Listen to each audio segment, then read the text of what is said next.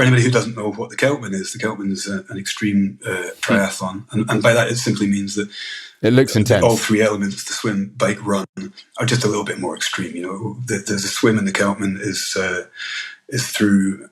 It is intense. It's a hard event for sure.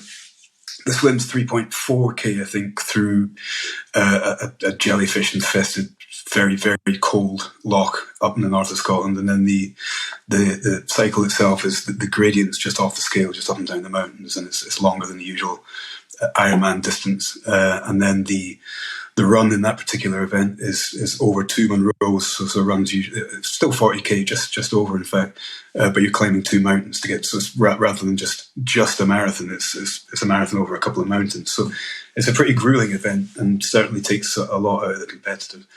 But an event like that, you're going to program for that the same as you program for any other triathlon. You just have to look at the gradient. You have to consider like anything in strength and conditioning, you consider the needs of that particular event, and then reverse engineer how you need your athlete to perform. So we're getting more efficient at running. We're getting more efficient at running in up and down mountains. So we have to practice for that. We have to make sure we're biomechanically strong for it, etc., etc.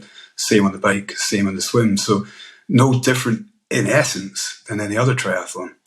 What makes it different for somebody like Fergus is that he doesn't want to just train triathlon. He doesn't want to say, right, we're gonna just completely ignore all but the baseline strength stuff where we do this.